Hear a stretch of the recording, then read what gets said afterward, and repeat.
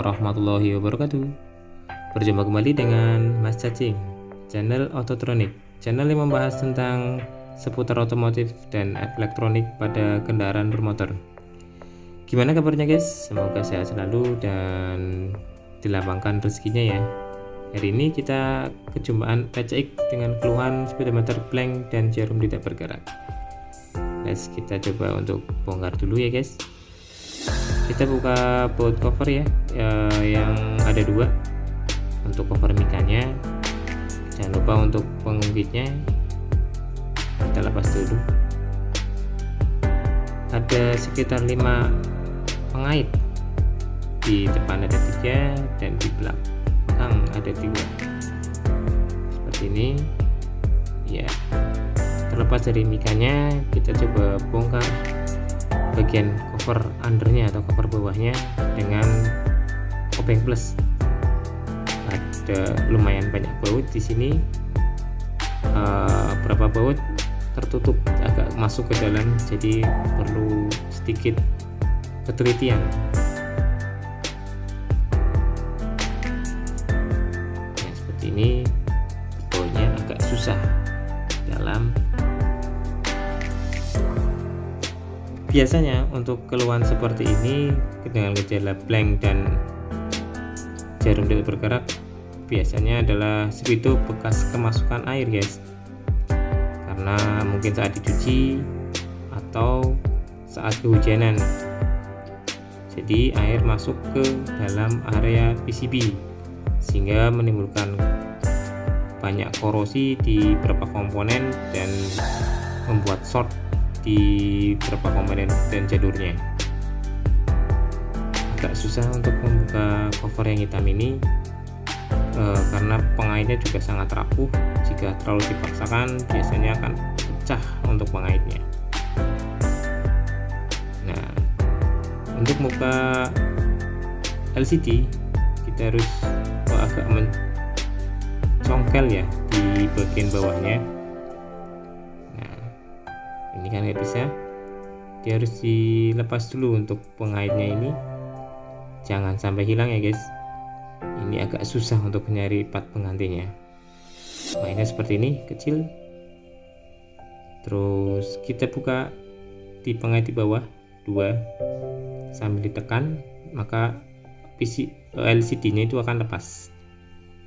Untuk melepas jarum kita gunakan jurus 2 sendok ya. Alat tabur juga bermanfaat saat kita membuka komponen elektronik seperti ini, terutama di saat membuka jarum speedometer. Agak keras ini untuk jarumnya PCX build up. Nah, setelah itu kita bisa lepas PCB nya. Nah, setelah dilepas kita bisa mengamati, ternyata di dalam PCB yang blank ini banyak sekali bercak-bercak air. Nah, seperti sini ada beberapa bercak air yang menimbulkan korosi ya guys di beberapa komponen ini, sehingga antara komponen dengan yang satu dengan yang lain kontinuitasnya agak berkurang. Kita akan coba bersihkan nanti dengan alkohol ataupun thinner. Kalau ada kontak cleaner itu lebih bagus. Korsi-korsi seperti ini biasanya menyebabkan arus yang harusnya mengalir ke satu komponen itu jadi berkurang. Nah, kita akan coba untuk meneliti lebih lanjut dan kita akan bersihkan dahulu supaya bekas-bekas korosinya itu hilang. Untuk kali ini saya menggunakan alkohol 70% ya guys, karena dengan alkohol biasanya lebih cepat kering. Jadi walaupun kita menuangkan agak banyak pun tidak berpengaruh ke komponen seperti itu. Kita usapkan ke seluruh bagian PCB nya agar korosi-korosi yang ada di komponen itu hilang.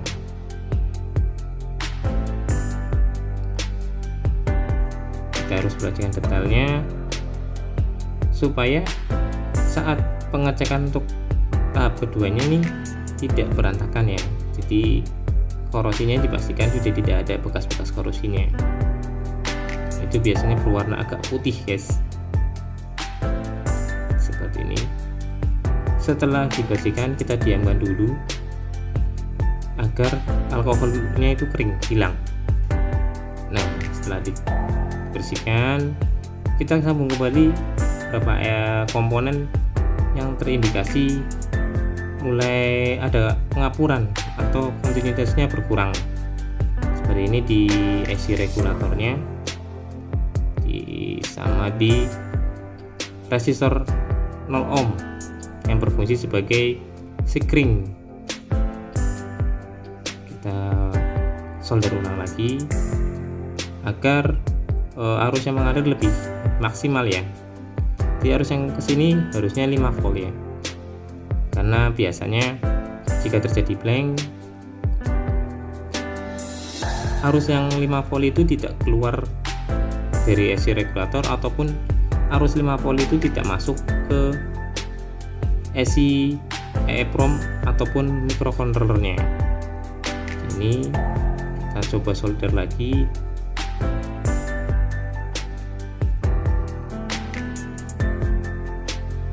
Di sini saya menemukan 3 komponen yang soldernya agak berkurang. Jadi di AC regulator, di resistor 0 ohm, dan di sekitar kapasitor yang dekat dengan AC regulator. Seperti ini. Kita coba rakit untuk pengecekan lebih lanjut dengan PCB lapisan yang putih ya ini ya guys. Kenapa saya pasang ini? Supaya saat pemasangan jarum tidak 2 kali, karena melepas jarum ini agak susah untuk PCX 150 build up ini. Setelah terpasang, kita masukkan tegangan input dan masanya ya, menggunakan adaptor 12 volt. Jangan lupa kita pasang juga jarumnya. Jika jarum bergerak, biasanya gejala blank dan jarum tidak bergeraknya juga beres, tidak ada masalah. Kita tes, dan alhamdulillah jarum bergerak normal. Dia mau kalibrasi dari 0 sampai ke ujung. Oke, kita rakit.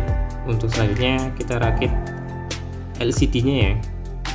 LCD-nya dia menggunakan kabel fleksibel, jadi hati-hati saat pemasangannya. Jangan lupa pengaitnya juga harus dipasang ya guys. Seperti ini pengaitnya. Agak susah untuk memasangnya karena komponen begitu kecil, sedangkan tangan saya gede-gede gini ya. Setelah terpasang, kita tes lagi apakah tampilan LCD-nya normal atau tidak. Dan alhamdulillah tampilan LCD-nya juga normal. Tes lagi. Oke. Setelah itu baru kita rakit untuk cover atas dan cover bawahnya. Rakit persatu, jangan sampai ada komponen yang tertinggal ataupun komponen yang nggak terpasang ya guys.